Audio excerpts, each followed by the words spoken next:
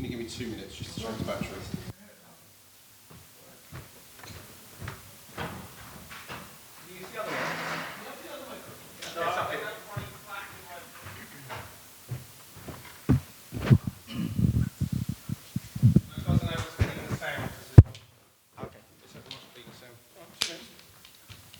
I've been doing PA in this church for 30 years. We're all right. There you go. Done. Thanks, Warren. Okay. Hello, everyone. That's very powerful. So I was enjoying my meal, so apologies for coming a bit late. So apologies. I'm a Nigerian, you see. And the part of Nigeria where I come from, we love food. I'm a Yoruba Nigerian, so we love food. We don't joke with food. So it's just important and very cultural. But thank you for waiting for me and applauding me. I think that's the second time that has happened, actually. So not that I make a habit of it, and in that sense. So this afternoon, I've got 15 minutes just to share about my research around intercultural challenges that African pastors and leaders face in the UK as they come as reverse missionaries. And this is a product of experience as well as research that I did for my PhD and studies and etc. So that's what I'm going to be sharing with you in the next sort of 15 minutes. So I'm going to start with just giving an introduction and the context and the background of that experience that led to that research. And then I want to talk about typology of African churches, because I think that's very important, especially for those of us who might have African Christians in our churches, or you're relating with African churches. What do we actually mean when we use the term African churches? So we need to unpack that. And then I'm going to talk about intercultural reverse mission. What does that mean? What are the challenges that we face in there? And if there is time, I might touch a bit on prosperity gospel, if there is time. But we'll see in that sense, because again, that needs to be unpacked a bit. So, my research stems from experience. So I've had the privilege as a Baptist minister to lead 3 different churches. The first church I led could be described as a multicultural church with white people in the majority, 60% white, 40% African and Caribbean. The second church I led can be described as a white majority church, about 75% white, and 25% African and Caribbean. And the last church I led can be described as a black majority multicultural church. And what I mean by that is that when you look at everyone from the outside, we all look very black. But actually, when you come in, you realize that we have all come from different parts of Africa and the Caribbean, and we have few Asians in the church and white British in the minority. So that's the experience of my church experience in that sense. But as I started leading these churches, a question began to emerge. We became the subject of my thesis, which is how, for the Africans that are coming in, how does their African identity enhance or hinder their mission in a sort of a contested, multi-ethnic, multicultural, postmodern British society? What does African identity look like for those that are coming in? And what are they doing to actually, in order to do mission to the British people? What is being lost and what is being gained in that process in terms of their identity? And this was something I started to reflect on personally from my own ministry, especially when I started leading a white majority church. And the question started for me in the sense that I discovered that as I started leading this church, they wanted me to help the church to be multicultural So that was why I was invited to lead the church. But as the experience continued, I realized that if we're going to become a multicultural church, there are so many sacrifices I'm going to have to make for that to happen. I'm going to have to fit into the church culture first, which was white middle class. So reduce my Africanness in order to be enabled the church to become multicultural. And that was a process I was willing to commit to initially when I started. But then as it continued, it came to a time in my pastoral experience and journey that I started losing my confidence and who I was. And I found myself trying to fit in to become a white British person and also to become middle class in order to be able to help this church to become multicultural. And so this became the subject of my thesis. This became something I started reflecting on. That what does it mean to be African? So that's the first question. What does it mean to be African? And because oftentimes, it's a question we ask. So it's an identity question. But then oftentimes people say, oh, well, you are African. But that doesn't actually say much about me. Yes, I'm from Africa. But that's a geopolitical construct. And then if we break it further down, I'm from Nigeria. But again, that does not say too much about me because Nigeria is a colonial project. Even the name itself is a colonial project. And so I have to deconstruct my own identity and who I was. And so I had to go further that yes, I'm African, I'm West African, I'm Nigerian, but that doesn't still say everything about me. I am Yoruba Nigerian. My tribe is Yoruba. And where I come from, there used to actually be a massive kingdom there before colonial periods. There used to be something called Oyo Empire, for those who might get to look it up. Very massive, very vast in that sense. So I began to unpack that I'm a Yoruba man from Nigeria who happens to be part of West Africa and African. And now I am also Black British. So that's the way I started working at deconstructing myself. But what led to that process was trying to affirm who I was as a person because I was losing myself. And I think something happened. Someone in our church saw me preach in another church and said something to me afterwards. He said, the way you preach in that church was very different from the way you preach in our church. And he was asking me why. I said, because I feel more comfortable in that space to unpack myself than in our church. And I think that was when the penny dropped for me that for those of us who are coming in as reverse missionaries, these are some of the challenges, these are some of the intercultural challenges that we face. Because we are coming from a supposed developing culture, we're coming from a supposed developing culture into a developed country.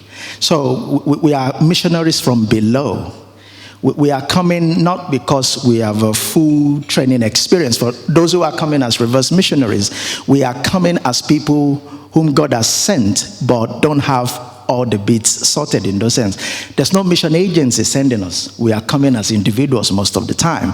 Churches send people from different parts. Now there is mission movements who are emerging all across Africa sending people. But largely we are coming because we felt God has called us in that sense. So we are missionaries from below who are coming as economic migrants, asylum seekers, political migrants, and I've added the fourth one to that category, missionary migrants. That is those whom God have called with that experience of brokenness and sacrifice to come to the Western context to answer God's call and to engage in that space. So that is sort of what led to my research to begin to unpack that. But let me move briefly, I'll come back to this, but let me just describe a bit about, typologies of African churches, because again, oftentimes people talk about African churches, but are we referring to a homogeneous church movement or a heterogeneous church movement? Because again, that question is because oftentimes people talk about Africa as if it's a country. The last I checked, Africa has 55 countries, which is more than countries in Europe. And the language and the customs and the linguistics is massive.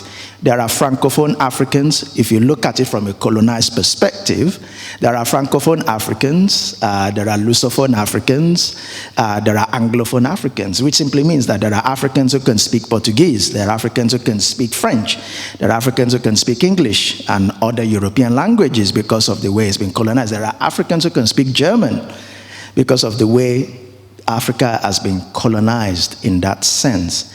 So African churches, they are not homogeneous. They are heterogeneous. The first typology that I created or that I talked about is African independent churches. Some will call them African indigenous churches or African initiated churches or African instituted churches. It's still all AICs. Now, these are churches that the best way to describe them is that these are churches that decided that for the sake of Africans, that they're going to make Christianity indigenous to the African people. And so when European Christianity went to Africa, these were people who were saying, why can't we do church in our own language?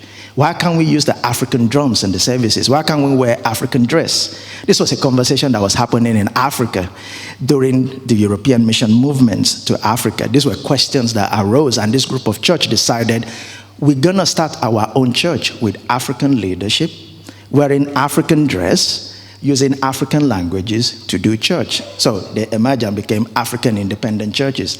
This group of churches are found in the UK today. They started in the UK in the 60s till around the 1980s, and there are so many of them around. Some of you might be, I've seen some of them wear white garments, so some of them are called white garment churches. In fact, some will question whether they are churches. So there's a contestation around, because some will say, well, are they churches or are they cults or are they sects? I grew up in one of these churches, and what I usually say to people is this: yes, they don't have all their practices perfect. There are some things they could work on, but oftentimes I think these churches are judged based on European church practices. Again, going back to some of the things Usha said. So there is that. So that's the first. A second group of churches that I think we need to be aware of, because you might find people coming from this church background into your church, and you might be wondering what their spirituality is or where they are coming from. So it's just important to be aware. A second group is African newer Pentecostal churches. These are churches that will be very similar to British charismatic churches and movements. These are your churches that emerged during the renewal in the from around 1960s in all across Africa, particularly in West Africa and East Africa. And so you have independent churches starting, a lot of students from universities emerging from that. You have a lot of these churches in the UK.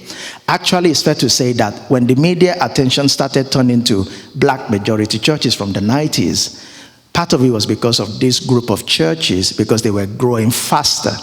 So your KICC is perhaps the best known: Kingsway International Christian Center, Redeemed Christian Church of God, New Covenant Church, etc. These are your churches.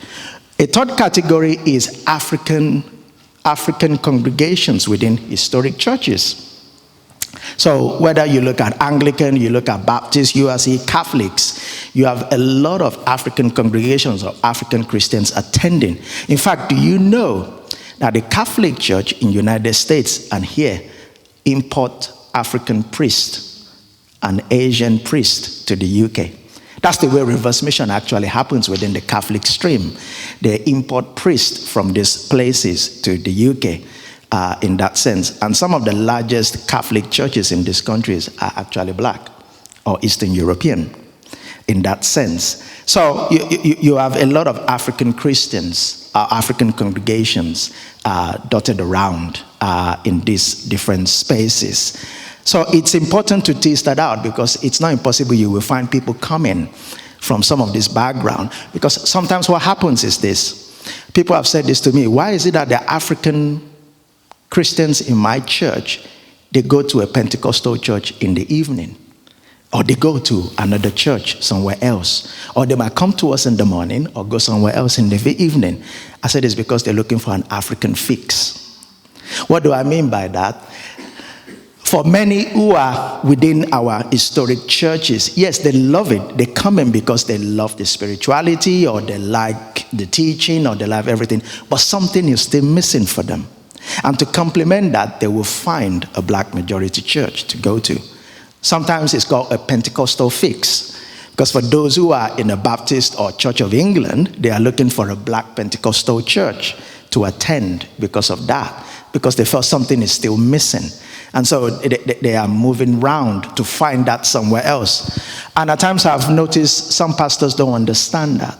And I've had to explain why that is happening, the dynamics of that is what is happening in that sense. So it's important to mention those typologies. But going back to the challenges that African missionaries and Christians face, one of the questions we have to wrestle with, or one of the things we have to wrestle with today, and I'm going to say this, apologies if this offends you, it is easier for a white British pastor to lead a multicultural church than an African pastor.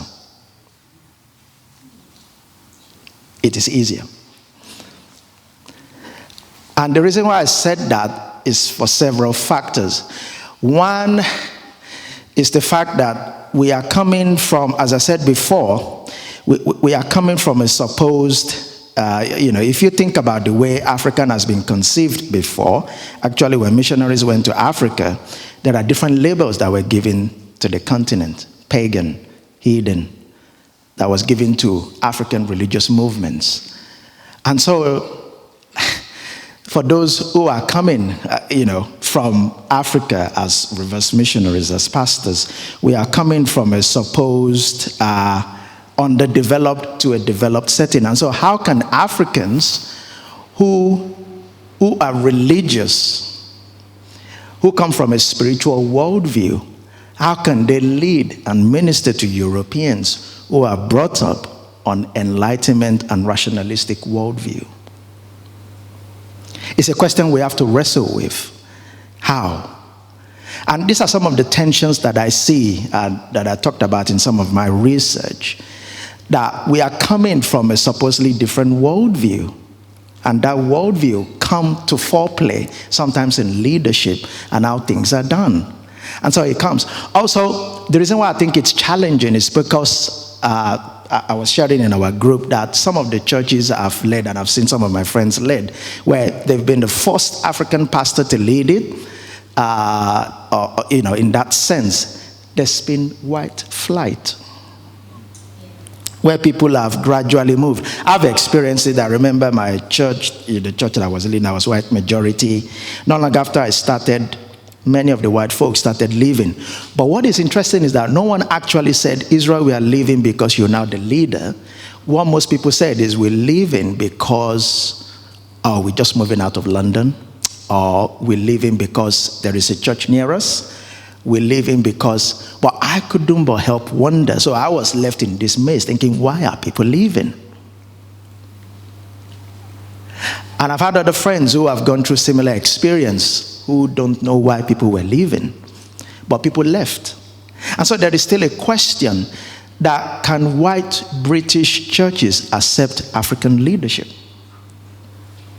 It's a question that I think we're still wrestling with, and it's out there, and I'm putting it out there very boldly, sharing from experience and from research, that it is still out there.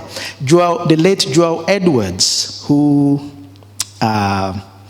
used to lead the Evangelical Alliance, which I work for, was the general director from 1997 to 2007.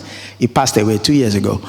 One of the things he said is that for African migrants that are coming in as missionaries, one of the fundamental things we are dealing with is that, he said, if economic migrants and migrants generally are demonized, how can a demon save? He put it very bluntly in a different language. And I think that question we have to wrestle with, because sometimes there is the perceptions that for African migrants that have come in, they are coming to scrounge on benefits because that's what economic migrants do. And these are things we have to deconstruct and talk about in our churches. In that sense, there is a political rhetoric that is out there around migrants, but in our churches, how do we talk about these things? What is our theology around migration? And if I may submit something along those lines, I will actually say every Christian is a migrant. Just check your New Testament. The kind of language that Paul and Peter uses, they describe Christians as aliens, strangers. Even some translations will talk about refugees. Why? Because our citizenship is in heaven. So we are temporary residents while we are here. So ultimately, all Christians, irrespective of your color, is that you are a migrant. Because of our Christian theology in that sense. And so if that's the case, this is something we have to tackle in our churches if we're going to become inclusive and intercultural. I think I'm going to leave it there because I feel I've said enough. Thank you for listening.